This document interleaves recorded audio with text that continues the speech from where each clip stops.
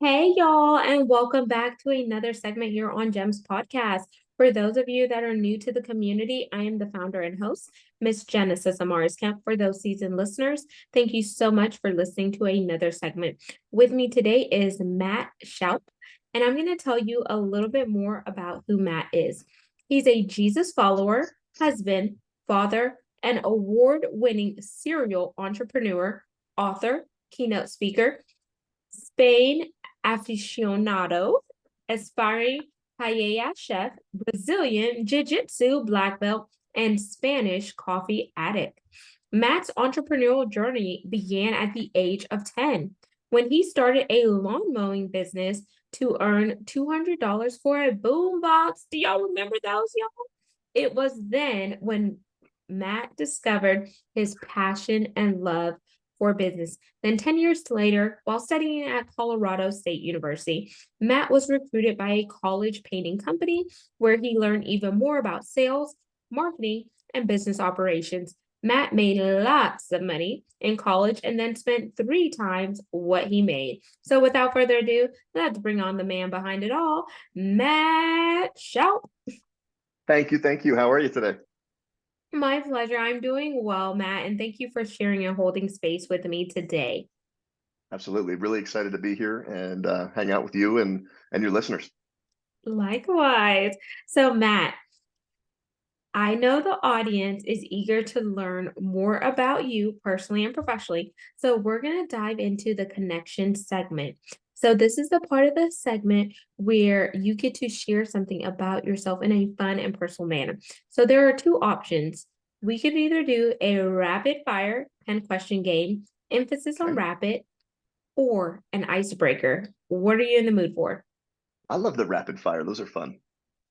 Okay, here we go. We're playing rapid fire with Matt and Genesis. Do do do do do do. Question numero uno. Since you are a Jesus follower, what is your favorite scripture? Man, I love ooh, 2 Corinthians 5:17. Anyone in Christ is a new creation. Old is gone, new has come. That really lines with my story and where I came from. Love it. Question two. If you could share your story in 3 words, what would it be? Fighter, survivor, inspirer. Fighter, survivor, and inspire. Love it. Question three. If you had the opportunity to have lunch or dinner with anyone past or present, Matt, who would it be? Tony Robbins. Okay. Question four. Would you rather a dream car, dream home, or let's go big and have both? Both. Question five. What's your happy place? Spain. Ooh. Question six. You're obviously a Spanish coffee addict. Mhm. What? Ooh, that makes me want to have a coffee. Outside of coffee, would that be your preferred drink of choice or something else? I am addicted to orange bubbly water. Okay, orange bubbly water. That's a first, y'all. Generic King Soopers brand, like grocery store brand orange bubbly water. I love it. Question seven. You just won the lottery. Cha-ching, cha-ching, cha-ching. However, to get all your proceeds released to you, you must donate to 3 charities of your choice first. What charities are you contributing to? We have an endowment to study abroad scholarship that we started at Colorado State. So I would fund that with a lot of money. So it continued to kick off more money. I would do something with an organization that helps children that get bullied. And I would really contribute to that. And I don't have a specific one. That's just something I'm really passionate about. And I would do something along the lines of something that helped veterans or police officers. I love that. So all servant leadership and giving back where you could make an imprint and drive an impact. Yeah, Question absolutely. 8. Are you ready for this one? I don't know. Some of these are good. Some of these got me. If you had any superpower, what would it be? I'd love to fly. Ooh, yes, I like that one. Question 9. If you could be a fly on the wall and eavesdrop on any conversation, what would you be listening into? The United States government, because they're listening to us. Question 10. It is our pass or play question. And here are the rules.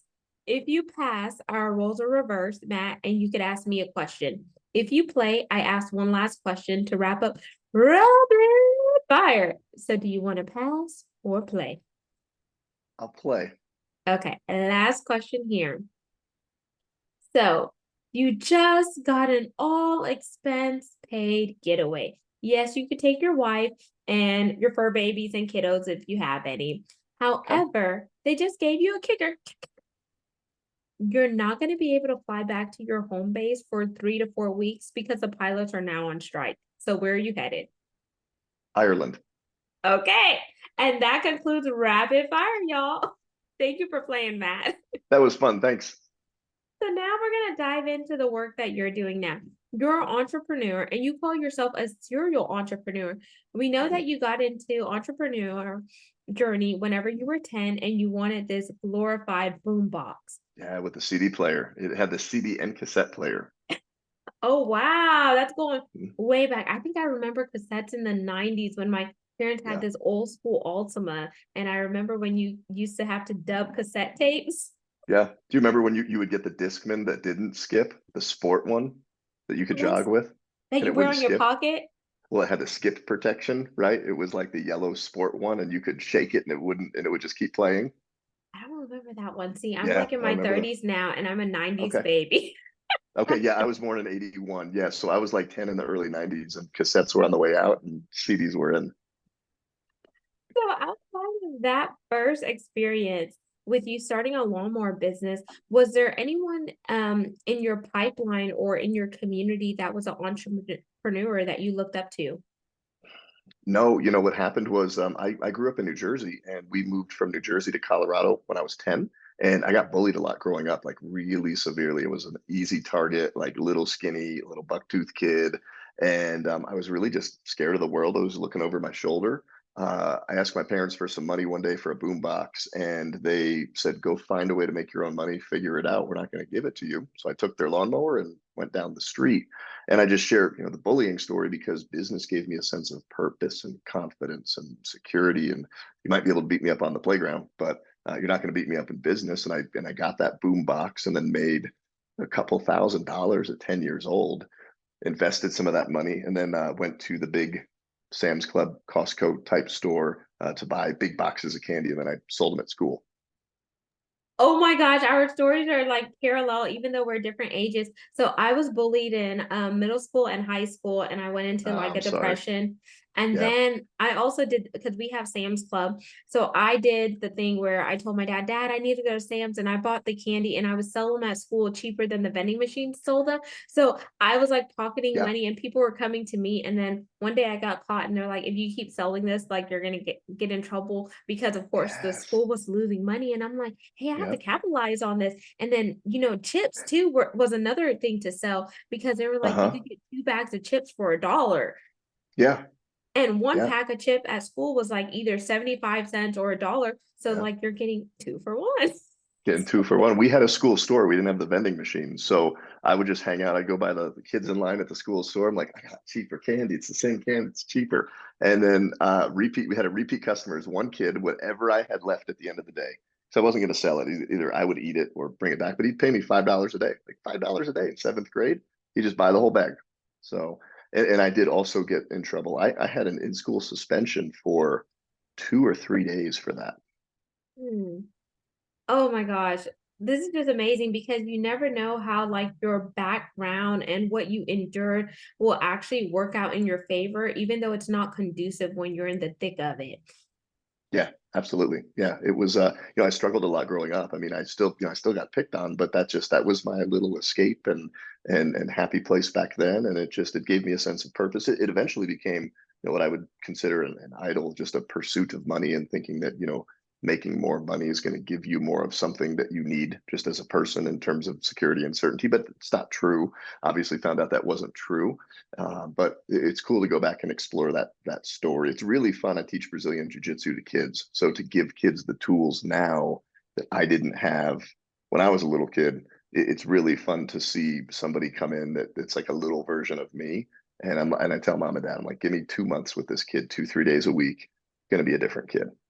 That is amazing. And I love the back end story. And the reason why I wanted to own in on the back end story is because sometimes people see where we are now and they want to place us on a pedestal, not knowing that there's other layers that we have to go through in order to achieve the level of success and greatness that we have. So never look at somebody and place them on a pedestal without really knowing their story and not Yep. understanding the multi dimensions behind that individual. So Matt, Yep. you have some amazing things that you're doing that your community may or may not know about.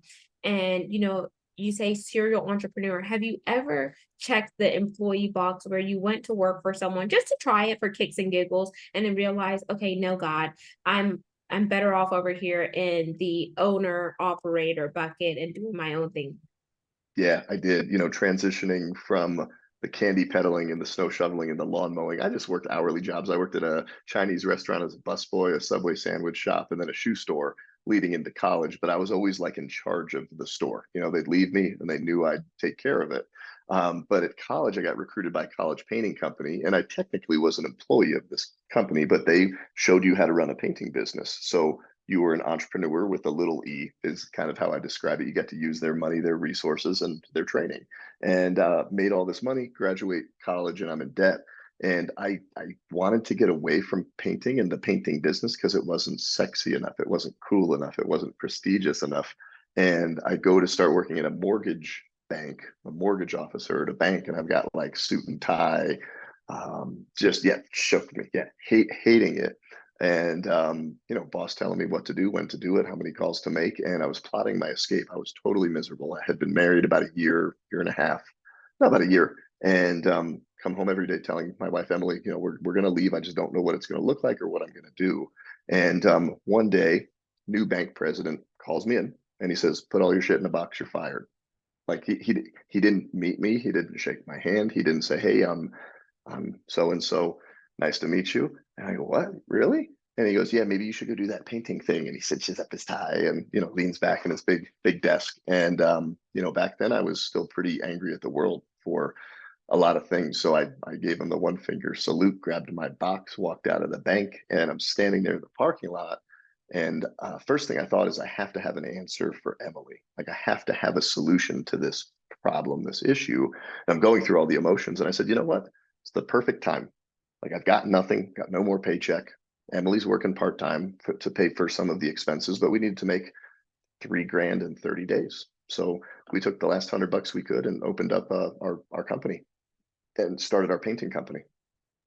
Wow, I love that, y'all. So sometimes God works in mysterious ways, and I know you're a Yeah. believer, that's why I'm saying this, because Mhm. sometimes we get comfortable and God is already positioning us to make a move and to leave, but we're so comfortable with where we are that we're missing the warning signs and the indicator lights are going off. And sometimes he has to like slam that door shut in order for us to Yeah. have clarity and focus and open our eyes to see there's more to this than what I'm doing. And another thing I Yeah. resonate with, I lost my dad in the pandemic due to medical negligence, and 1 week later, I found out that I was Sorry. being laid off from my Fortune 500 job, in oil and Ah, gas, where I spent 12 years in oil and gas, but 7.5 with this big company.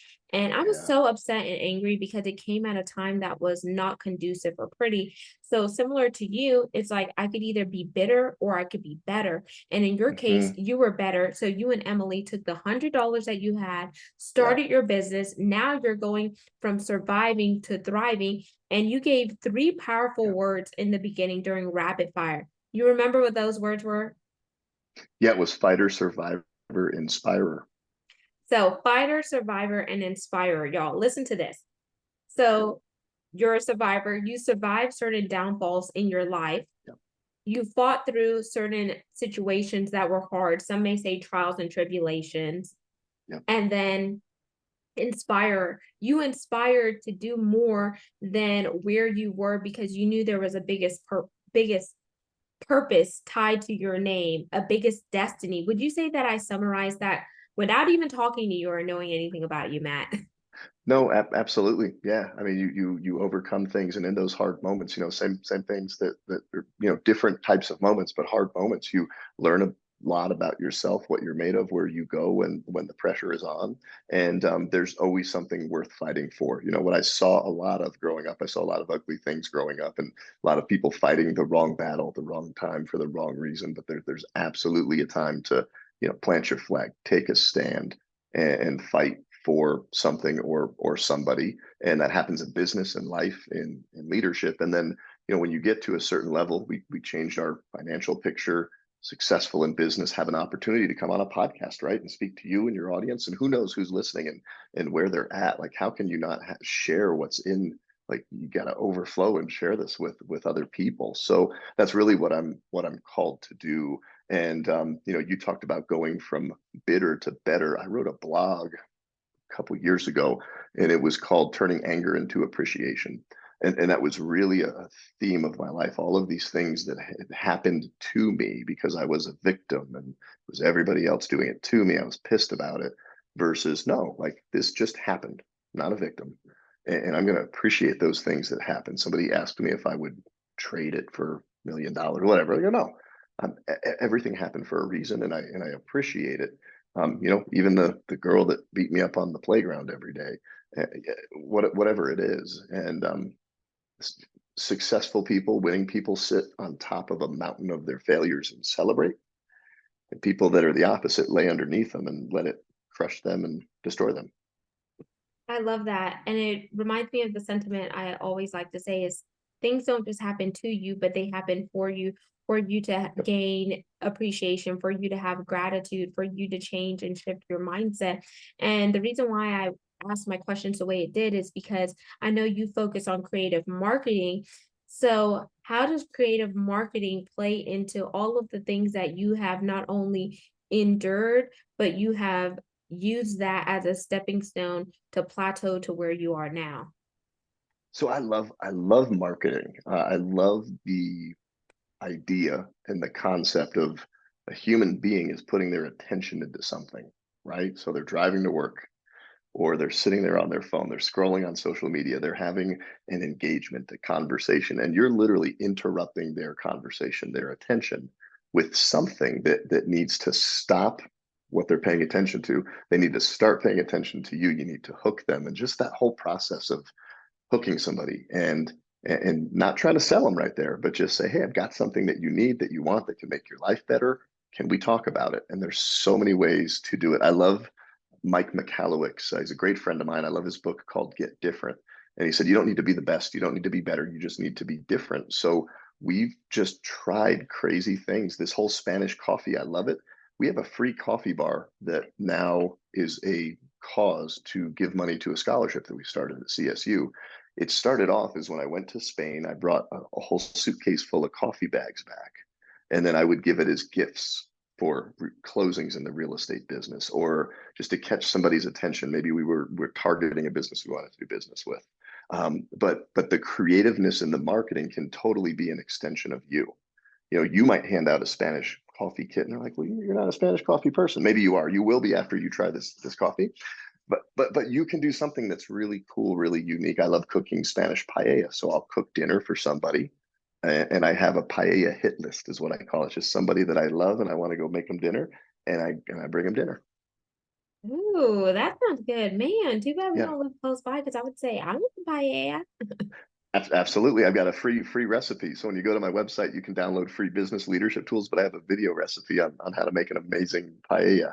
But it's not always about the marketing. What I've found is, like, I just love making people's life better, making people happy. And I get to do that all day, hang out with really cool people, and then business happens. That's how I view business, and that's the approach I take to business. It's not always about the business, but you still have to run the business. I love that. And I would say, just to second what you said there, Matt. So when it comes to creative marketing, y'all, I mentioned that I was in oil and gas for 12 years. And outside of that, I've spent 15 years in corporate. Some of the marketing things that you do is sometimes going on a coffee run or a coffee break with something so small as just grabbing coffee or grabbing a muffin and just getting to know that person builds that personal connection, and that personal connection can turn into a business Yes. endeavor whenever the time happens. or doing like OTC, any offshore technology conferences, or going to a golf tournament, volunteering with a nonprofit, and etc. You're not doing Yeah. it to be sleazy and slimy. You're doing it because Yeah. it's something that is attached to your heartstring, and it's also attached Yeah. to someone else's heartstring. And then you unite over a commonality. And from that commonality, you then begin to talk business, and it happens in an organic matter and fashion. And then that person becomes part of your pipeline, you become part of theirs. And now you see there are synergies there. So Yeah. don't just think of marketing as, oh, I just want to sell the deal, I just want to close them. Because when you do it that way, somebody could spot you from a mile away. But when you do it Yeah. with intentionality and not just to necessarily get something out of it, then you're going to not go from surviving, but you're really going to go into Yeah. thriving. And you're not Yeah. going to have that fight or flight mode because things are naturally going to happen to and for you. Would you agree with that sentiment, Matt? Absolutely. I would add to that that we live in a world where everybody's on guard. Everybody expects that you're trying to get something out of them, right? They go, "What? Why did this guy just give me some coffee? Like, what's because I like you, I want to give you some coffee. And it's a really cool story. It's really great coffee. Like that's it." And it catches people off guard because they're expecting that whatever this thing that interrupts the conversation hooks them, gets their attention, gets them curious. They go, "What's he trying to sell me?" Like, yeah, if you want to come do jujitsu here or do a business deal, we can talk about that. That's fine. But it really is different because it really just goes against society and what's out there. Really fun story. As we have a residential painting and now roof contracting business. When a hailstorm hits, we get a lot of hail in Colorado. The roofers come out of the woodwork and they knock on doors and they harass people. They're there 7 in the morning and they're sleazy and they're climbing on roofs and they're pretending they're the insurance company. So we launched our roofing division a few years ago and we had our first big hailstorm. So we go, hey, let's go try door knocking. I did that for years, but this was different. It was sleazy. So we went out for a few hours and I came back and I was really discouraged. Like the reality of I'm a door knocker and people did not want to see me. And I'm like, you know what? Let's bring Spanish coffee to everybody. We're like, well, they're not going to want to talk to you. So I said, you know what we'll do? This is a small town. We went to a Ziggy's Coffee. It was a new franchise coffee shop that opened. And we said, how would you guys feel if every Friday we came here for 2 hours and just had an open bar and we bought everybody coffee? They're like, well, we'd love that because it's probably going to increase our ticket sales. So we went out one Friday and tried it and let people know about it on like neighborhood apps and things like that. So it was pretty busy, went pretty well. So then what we did, we made a little postcard. We went and knocked on the same doors that 300 roofers knocked on. And when they open the door, they're like, oh, another roofer. I go, yep, I'm another roofer, but I'm not here to talk to you about your roof. Just wanted to give you some free coffee. Come down to Ziggy's. We're going to be here every Friday for the next 2 months. It was 8 weeks. And we spent about $20,000 on coffee over 8 weeks. And no, they're like, what do you mean? Just come have coffee. We're going to be hanging out down there. Didn't say anything. And I go, I got to go. Hope to see you at Ziggy's. Turn around, walk down the stairs. Hold on. Can you look at my roof? You're the only painter that came by and actually wasn't trying to sell me something. They'd come down, meet coffee, ask questions, get to know us, bring their insurance claims. Hey, can you help me? And we did about $500,000 worth of business from a $20,000 investment. So that was what, 4.5% of top line. So you measure it, but I mean, it was the coolest thing ever. Wow. And then you got them to, funnel back into the community. You did something for Ziggy's Mhm. coffee shop. Then people came out. Some people Yeah. may have not known about Ziggy. They got to know about Ziggy's Mhm. coffee shop. You weren't Yeah. sleazy or slimy like some of the other people. So you didn't make their guard go up. And the fact that you just said, hey, come out and have coffee, and you turned to walk away, they're like, wait, hold up. And then so Mhm. now it's almost like a bait and switch, with which is something that you weren't Yeah. trying to do, but it happened Mhm. organically. Yeah. Yeah. I mean, when somebody they expect, oh, it's another roofer. He wants to tell me some, and they open the door. I've heard all the pitches. I'm like, you haven't heard this one. And they go, try me. I'm like, I don't care about your roof. Come get some free coffee. They're like, crap, you're right. We've never heard that before. What are you doing? You're crazy. And it worked. But I do crazy things. Like we painted a baby on accident a decade ago and ended up doing a huge marketing campaign, wrote a book about why your best story and your best power in business is your storytelling and actually telling stories about your dirty little secrets and worst days in business and things that have gone really bad in business because people don't expect that. But that's Mhm. actually how we connect at the end of the day.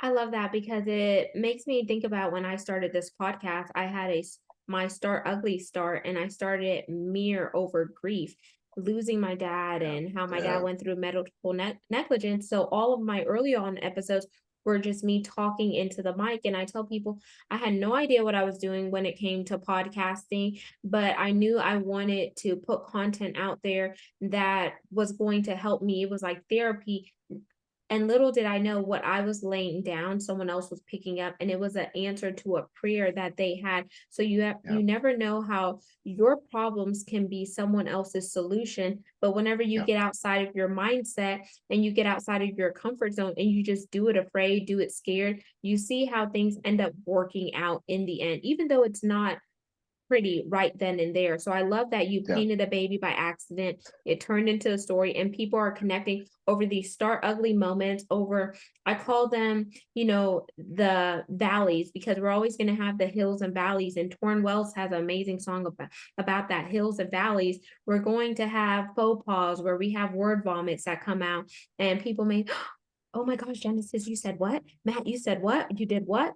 But it's Yeah. a part of who we are because we're human and we're going to make mistakes. But taking Yeah. ownership of the mistakes that we make and learn from them and moving on is what sets us up for success, what builds our character, and so forth. So, with all of this, I feel like I could talk to you for hours and hours, but I got to be respectful. So, I'm going to throw you an We'll do audible. multiple episodes. We'll do a series. Yes. Come back. So I'm gonna throw you an audible here, Matt, because I feel like you have so many gems. So if you could give the audience maybe 3 tips, whether they're entrepreneurial tips or anything to help them shift their mindset to go from that Yeah. survival mode to thriving mode, what were those? What would those 3 tips be? I only get three. I just wrote a blog on this. I've got a couple of big ones is that your story matters and your business, your family, whatever you're responsible for touching and leading and developing, it's only going to grow to the degree that you do. It's only going to be as healthy as you are. And exploring your story and where you come from and what you've gone through, what kind of traumas, baggage, bad programming, ugly negative mindset that you carry, identifying that is important and then finding ways to change, to reframe those things that happened. I was angry for 25 years. Now I appreciate it. There was a moment, there was a process that I went through where I reprogrammed that computer, that chip. So that's one. Two would be do not compare your journey to anybody else's. We live in this society, and Painted Baby, the book talks a lot about this, but we live in this society where you get on social media and it's this guy's got the perfect life, wife, business, family, holiday, right? And it makes you have to posture and want to catch up, and it's never good enough. And painting a picture of perfection prevents true connection. So just let your guard down and show up who you are, not who you think social media wants to be. But when you see somebody else's journey, appreciate the success, but don't compare yourself to them. Let their story motivate you to make you better than you were yesterday, last week, last month. And then the third thing is things take more time than you think they're going to take. They just do.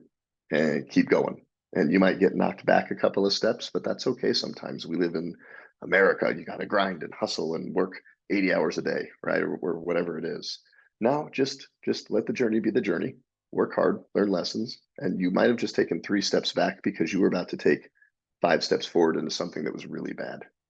Those are amazing gems. You know, deprogram to reprogram.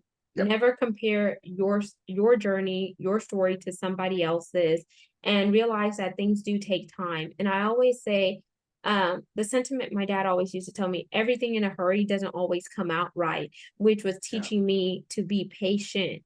And sometimes it's slow and steady is better than fast in a hurry. So I love those Yeah. 3 statements and gems that you just gave, Matt. And now we're going to jump into the CTA, which is a Yeah. call to action. What is your call to action for the audience once they hear this message that you put out there, or once they watch the video? What do you want them to gravitate to and then Yeah. apply it in their lives? So what I've put together is a collection of some of the best resources that I either have used or participated in, or that I feel like I put together for people. It's a free toolkit on my website. So when you go to mattshoup.com, you can go download those. And what I've been doing specifically for podcast people, because we talk about paella and the Spanish stuff a lot, is I put together a video recipe of my paella recipe that I got from my Spanish host mom 20 years ago. And I've perfected it over the last 2 decades. So there's a free recipe there and exactly what you need and how you can put it together. Just kind of fun to go with these tools that'll build your business and advance your leadership. Ooh, yummy. So y'all get that link there. That's so nice. And then also, audience, it's very important to not just take what you heard, but apply it so you can be better today, tomorrow, and future generations to come, because there is someone that needs what you have to offer. So don't be afraid to step out, take that leap of faith, and do it afraid and do it scared, because on the other side of that is going to be your biggest blessings, your biggest upwinds, your biggest connections, and etc. If you just get unstuck and plugged in to the right thing at the right time. So just be mindful of that.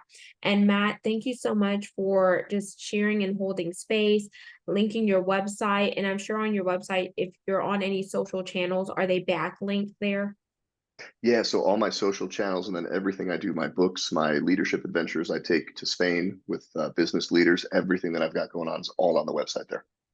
Perfect. And y'all, I'm gonna leave y'all with a quote that resonates with me from Babe Ruth. Never let the fear of striking out keep you from playing the game, because fear is a mindset that conditions you to remain stagnant and stuck in the same spot you are. But whenever you become fearless, then you're able to have those strikeout moments and hit that ball the heck out of the park and have that home run. So until the next guest, next segment, peace, love, and lots of blessings. Don't forget to subscribe and follow the podcast. We're on 40 plus platforms. The videos house on YouTube, Gems with Genesis Amaris Kemp, and brand ambassadors and sponsors are needed. It is paid sponsorship because it does take resources to fuel the mission and movement. So if you're interested, read the show notes, tap in with me, tap in with Matt, and let's create synergies. Peace, y'all.